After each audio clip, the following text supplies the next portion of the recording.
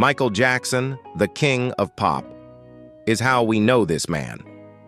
In truth, throughout history and even until today, I don't think I can name another entertainer with greater global influence than Michael Jackson. His legendary career, dazzling glory, and timeless songs are what people often speak of when talking about him. However, that's not the whole story. It's well known that the king of pop had a life filled with secrets hidden for many years, from a tragic childhood to terrifying dark corners at the peak of his career and even his mysterious death. Countless theories surrounding Michael Jackson's life are still being discussed to this day. Some say he was a member of the Illuminati, others claim he died from drug overuse. So, what else about the life and death of this legend do we not yet know? Are the rumors people spread about him true? We'll find the answers in the video. Michael Jackson, the life and mysterious death of the king of pop.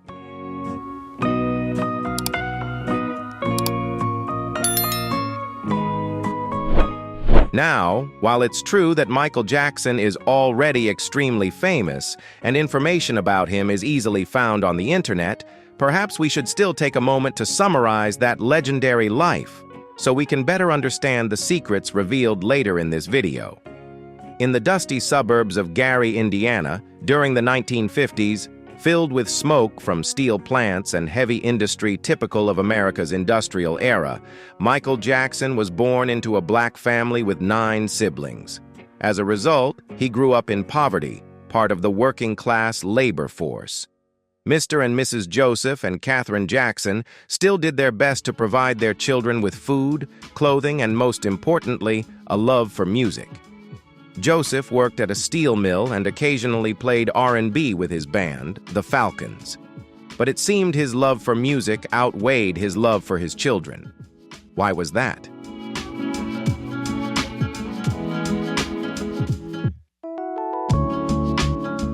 Because Joseph would often physically punish his children using belts, whips, or whatever he could grab. He forced his kids to rehearse until exhaustion, pouring all their time and energy into music. He believed that only music could lift them out of poverty.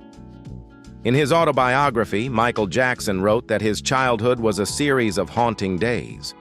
He wasn't allowed to play freely like other kids his age. Instead, he had to live and work in an environment as dreadful as hell. Michael was once hung upside down by 1 foot from the ceiling by his father and beaten until Joseph got tired. During those years, the king of pop often cried alone in sadness and isolation. That fear, that nauseating dread stayed with him even as he grew up. It returned every time his father appeared. In 1964, just at the age for first grade, Michael joined the family band, the Jackson Brothers, with members Marlon, Jackie, Tito, Michael, and Jermaine. The 5 brothers performed all over the state of Indiana. After a surprisingly successful performance of the song My Girl, the Jackson Brothers grew more confident.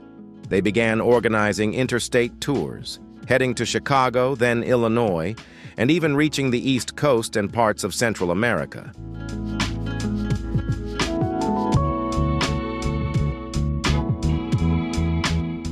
In 1966, the group changed its name to the Jackson 5, with Michael and his older brother Jermaine as the 2 lead vocalists.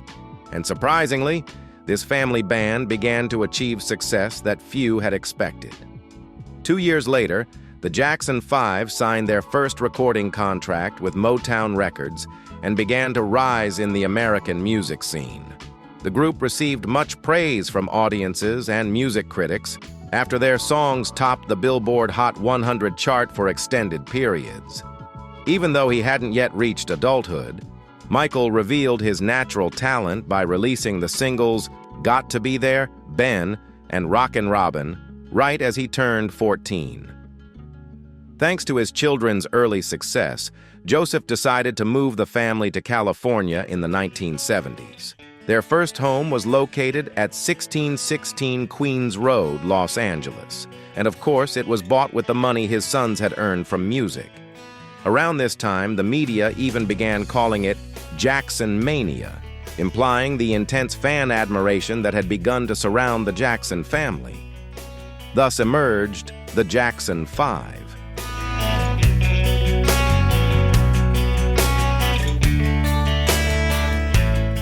After that, the group entered a period of decline as their relationship with Motown Records continued to deteriorate. In 1976, the Jackson 5 signed a new deal with CBS Records. However, Motown sued them for breaching the contract early. During this time, Michael began to find more success in his solo career by writing and performing hit songs like Shake Your Body, This Place Hotel, and Can You Feel It? In 1978, when Michael played the role of a poor man in the film The Wiz, alongside the legendary Diana Ross, he happened to meet Quincy Jones. The two became close friends and started planning the release of Michael's first solo album. 4 years later, when Michael Jackson's Thriller album was released in 1982, the Jackson family band's role had nearly come to an end, giving way to the golden era of the King of Pop's solo career. Thriller ranked as the second most successful album of all time in the US and held the top spot on music charts for a long time.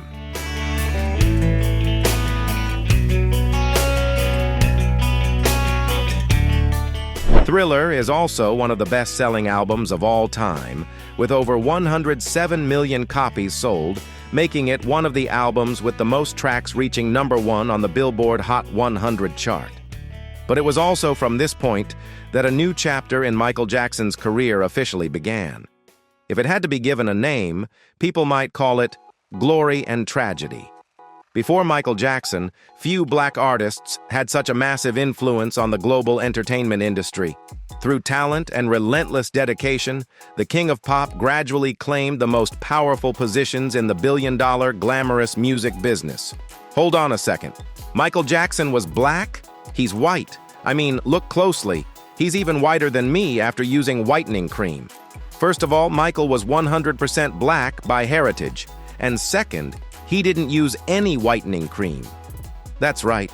The story of Michael Jackson's skin color is quite complicated and not very cheerful. In the early 1980s, Michael Jackson was the most talked-about black singer in the media. He was celebrated as an African-American star who earned near-universal support from fans, white, yellow, or red.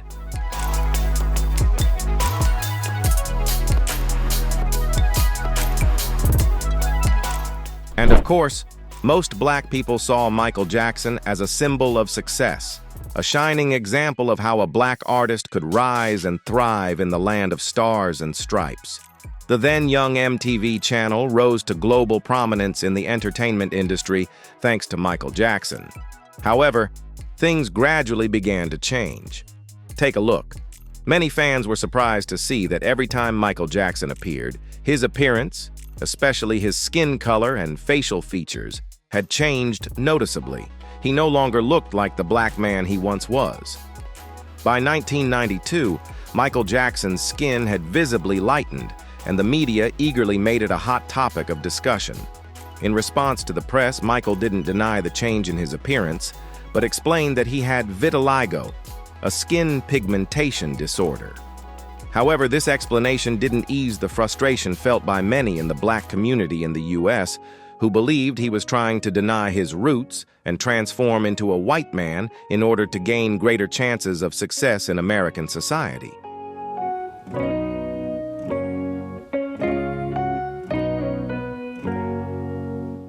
A plastic surgeon in New York revealed that Michael had undergone excessive cosmetic surgeries to alter his nose, teeth, jawline, chin, lips, cheekbones, and even used skin bleaching treatments. Some American tabloids went as far as claiming that Michael Jackson slept in an airtight chamber filled with oxygen to prevent aging. But is that really true? What actually happened to the skin of the King of Pop? Could someone truly be willing to deny their roots, their skin color, just to trade it for wealth and fame? Perhaps the answer lies with this man. His name was Dr. Arnold Klein, Michael Jackson's dermatologist while he was alive. He stated that Jackson showed signs of vitiligo in 1983, a condition marked by the loss of skin pigmentation in patches. Not only that, the King of Pop was also diagnosed with another rare and severe skin disease known as lupus. And after 4 years of monitoring in 1986, the doctor officially diagnosed Michael with both conditions and said he needed medical intervention. But the truth was even more brutal than that.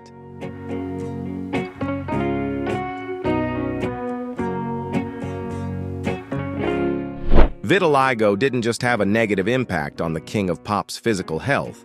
It also caused serious mental distress for Michael Jackson. The strong effects of vitiligo on the body can create intense psychological pressure.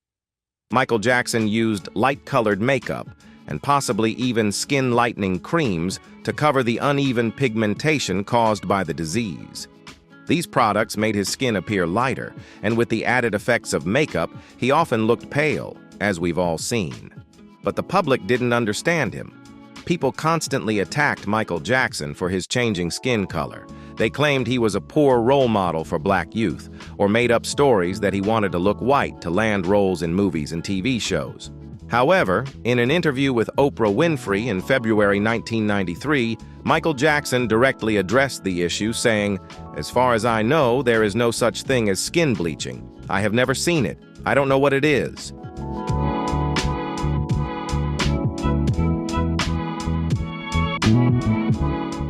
He officially admitted that he had vitiligo and had to use makeup to cover up the uneven, discolored patches on his skin. "That's something I can't help," Michael said. "When people started making up stories that I didn't want to be who I really am, it broke my heart. This is my personal issue. I can't control it. But what about the millions of people who sit out in the sun to get darker, trying to become something they're not? Nobody says anything about that." At that time, 62 million Americans tuned in to watch the interview, and they finally got their answer. Except for a few people who carried hatred toward Michael Jackson, the majority seemed to sympathize with him rather than doubt him. That very interview sparked a wave of public discussions and presentations about vitiligo, a disease that few had even heard of before the interview aired. Michael Jackson always proudly identified himself as a black man, and you can feel that even more clearly in the letter he wrote to photographer William Perch in 1988. "Maybe I've seen our world through rose-colored glasses."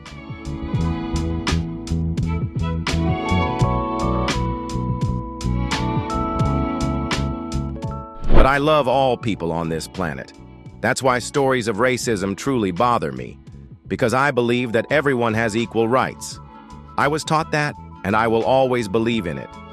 I just can't understand why people can have conflicts over the color of someone's skin. I love all races on Earth. Prejudice is a sign of ignorance. We all come into this world naked, and that reminds me that I'm the same, beneath these clothes, regardless of skin color or ethnicity. Not long after his death, tubes of Benequin and hydroquinone were found in Michael Jackson's home. Both creams are depigmentation agents recommended for adults with vitiligo affecting more than 50% of the body. They are used to bleach the remaining pigmented areas to match the depigmented skin. Michael's autopsy confirmed that his vitiligo condition was real. The singer's skin showed a significant reduction in melanocytes, the cells responsible for determining human skin color.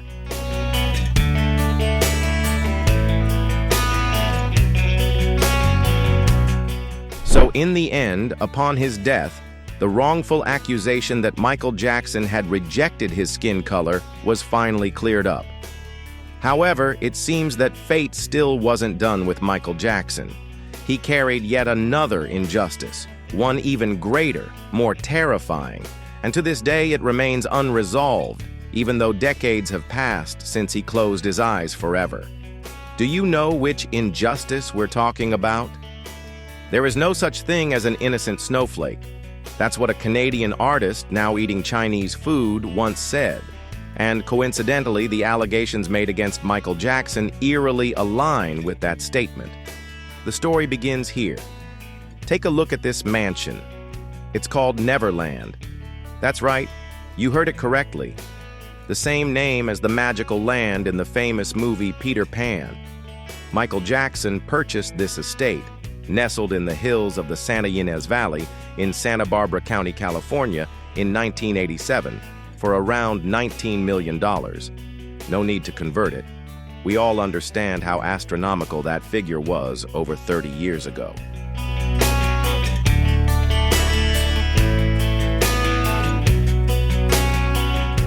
At Neverland, Michael Jackson created his own private playground, complete with an amusement park, a lake, a movie theater, and a zoo.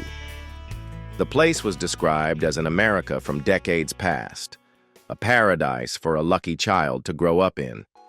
It featured white gazebos, ornate street lamps, meticulously manicured lawns and flower beds, tree houses, and a mock Native American village. Candy was always free and readily available, and music flowed from speakers hidden among the rocks. One of the zoo's residents, the orangutan named Bubbles, became Michael Jackson's most famous companion. Jackson often welcomed his celebrity friends to Neverland. In 1991, the pop king's close friend, actress Elizabeth Taylor, who once gifted an elephant to the zoo, held her wedding to her seventh husband, Larry Fortensky, at the estate. But the most notable guests weren't the celebrities, they were the children. Children were frequently invited to Neverland by Jackson, especially during nighttime parties for young stars like Macaulay Culkin. Many of these children were selected from charities supported by Michael Jackson.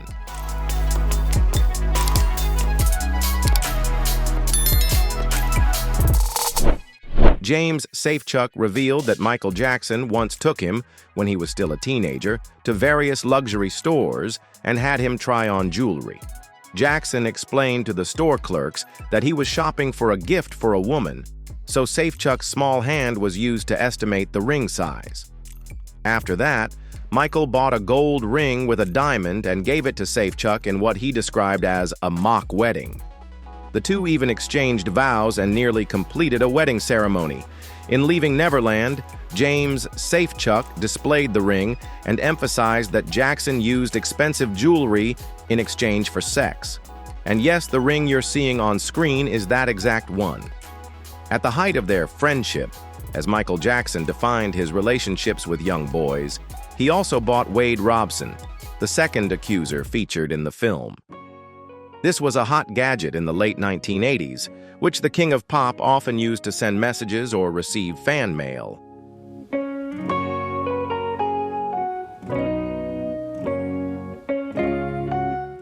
It didn't stop there. The paradise of Neverland that people once admired all over the world was filled with secrets. Hidden areas included a private room inside Michael Jackson's home theater. The room was fitted with one-way glass, allowing people inside to see out, but preventing anyone outside from seeing in. Neverland's train station also reportedly had a secret loft with a bed. Other locations, such as the swimming pool and bathtubs, were also accused of being sites where the king of pop allegedly committed acts of child abuse. With so many unresolved issues and a lack of concrete evidence from either side, the battle over the credibility of leaving Neverland continues to rage on, between the American public and loyal fans of the music legend, and on the other side, child protection advocates and those who support the accusers. It's safe to say that no other celebrity has ever left people in such deep emotional conflict. No one truly knows whether to believe the legal arguments and lack of hard proof, or to listen to the living witnesses, men who claim they've spent their lives wrestling with the trauma just to finally bring this story into the light. And to this day, those allegations remain unresolved.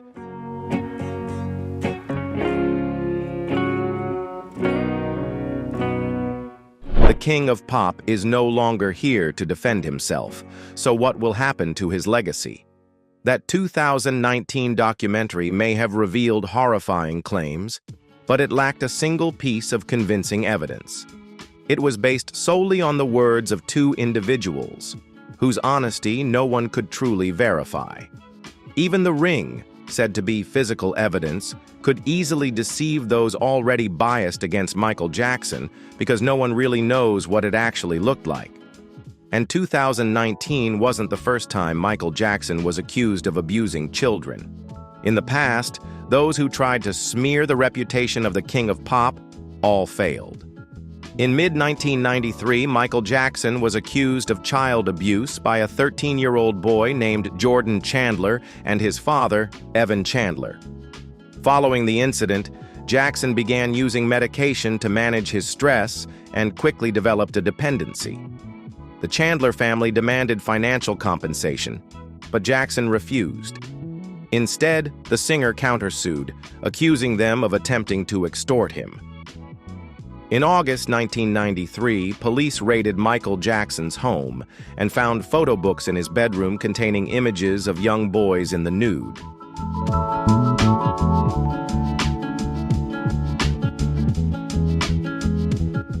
Since the photo books were legally purchased and owned, the grand jury decided not to indict Michael Jackson. In December 1993, Jordan Chandler submitted a detailed description of Michael Jackson's physical features to the police. While members of the grand jury claimed the details didn't match, the police insisted that the description was accurate. By 1994, Michael Jackson reached a private settlement with the Chandler family outside of court. The case was closed, and the King of Pop was declared not guilty due to lack of evidence. However, in 2003, during an episode of the documentary series Living with Michael Jackson, he was seen holding hands with a young boy and speaking about sleeping in the same bed with children, once again stirring public outrage. This time, the boy in question was Gavin Arvizo. Along with his mother, Arvizo accused Jackson of inappropriate behavior. Michael Jackson was arrested in November 2003 and was charged with 7 counts of child abuse and 2 counts of being drunk and having sex with the boy.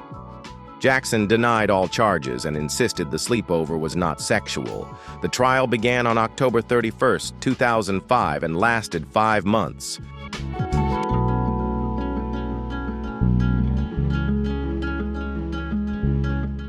And more than a month later, Michael Jackson was once again found not guilty. A life full of glory and turbulence had come to an end. And yet, even in death, Michael Jackson was not granted peace. His passing itself became a subject of endless public discussion and debate for years. On June 25, 2009, singer Michael Jackson passed away at Neverland, the magical land he had built for himself and the children he loved. According to the autopsy report, Michael Jackson died of acute propofol intoxication, which led to respiratory failure at his private residence. His personal physician, Dr. Conrad Murray, stated that he found Michael in his bedroom, barely breathing, seemingly lifeless on his bed. Immediate medical treatment was administered at home, but all efforts to revive him were unsuccessful. After a 911 call made at 12:20 p.m., Michael Jackson was transported to UCLA Ronald Reagan Medical Center, where he was pronounced dead. His passing marked an immense loss for pop music and cast a somber shadow across the globe for millions of fans.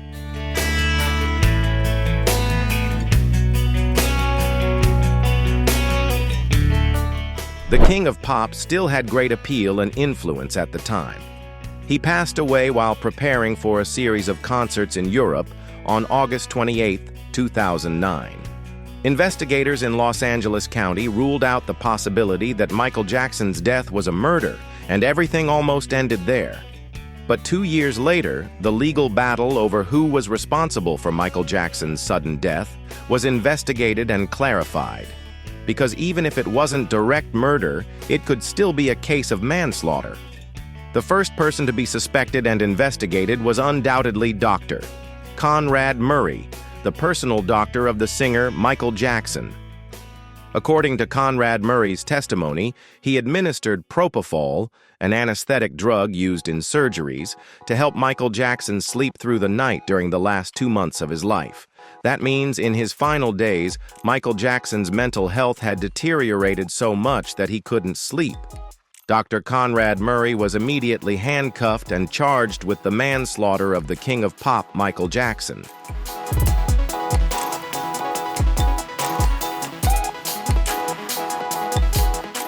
This made Michael Jackson's fans and family feel somewhat satisfied and relieved.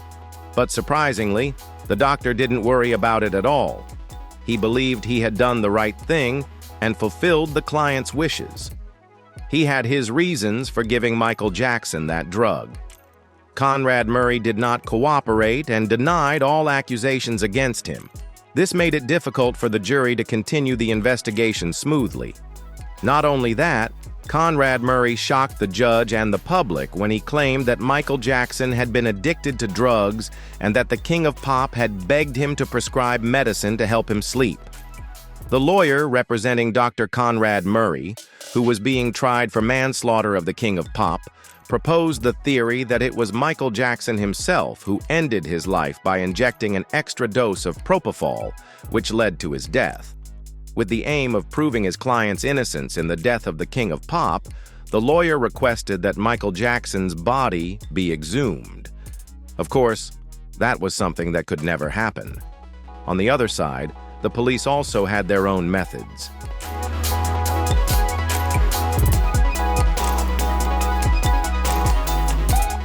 To support the charges against Dr. Murray, two of the world's leading experts on propofol were invited as indirect witnesses for the prosecution. The first was Dr. Paul White, known as the father of propofol for his role in the drug's research. The second was Dr. Steptoe Share, who wrote the instructions and warnings included with every bottle of the drug. The two doctors stated that based on most of their experiments, they discovered that narcotics and ether had specific interactions. Testing Michael Jackson's tissue samples, they also found that in addition to the surgical anesthetic propofol, Michael Jackson had also been administered two other sedatives, benzodiazepine lorazepam and midazolam, almost every night during the last 2 months of his life. In defense of this, Dr. Conrad Murray's lawyer argued that Dr. Murray had been trying to help Michael Jackson overcome his addiction by prescribing a dosage of 25 milligrams of propofol, just enough to help the patient Michael Jackson sleep, not to kill him.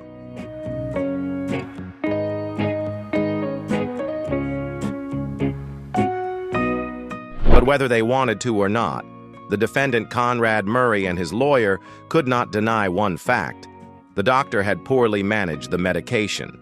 For example, after administering the drug to the patient, he failed to use equipment to monitor heart rate, breathing, and blood pressure, which led to irregularities that the doctor didn't respond to in time. More notably, after discovering that Michael Jackson showed signs of stopped breathing, Dr. Conrad Murray instructed a bodyguard to hide all the medications before calling an ambulance. This proves that Conrad Murray himself recognized his mistake when the incident occurred, and furthermore, he clearly had a plan to cover up his guilt. It was determined that Dr. Conrad Murray had acted carelessly and deceitfully, leading to the death of superstar Michael Jackson. That was a criminal act, not simply a medical error. This was a crime with the ultimate result being the death of a human being. In the latest statement, and after considering mitigating circumstances, the Los Angeles judge declared that it was important to distinguish between different types of crimes.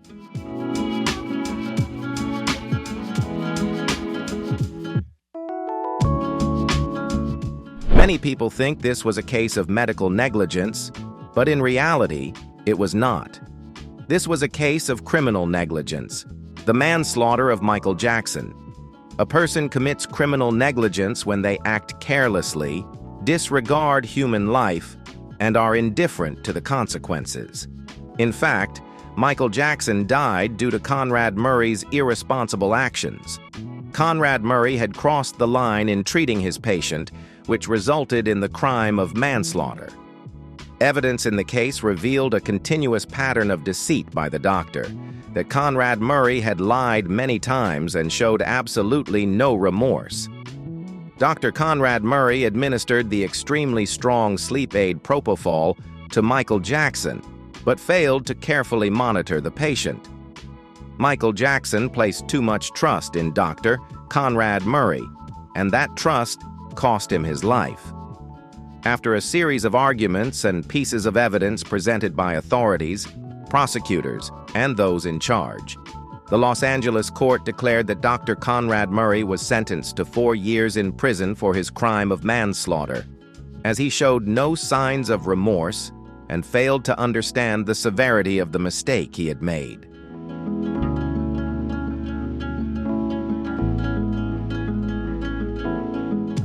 This made him a danger to society. But in reality, Dr. Murray only had to serve half of his 4-year prison sentence.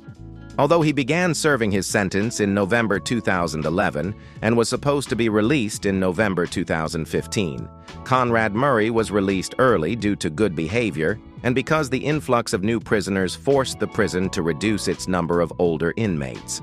I bet that even now, many people still regularly listen to Michael Jackson's timeless songs. Perhaps it's no longer just music, but a memory, a monument to an entire generation or a historical era. When will Michael Jackson finally rest in peace? And when will the accusations made against him be clarified? When will the world forget that there once existed a man known as the King of Pop? Perhaps only time can give us the most accurate answer. Thank you very much for your companionship and support in today's video. This video now comes to an end. Wishing everyone a joyful day.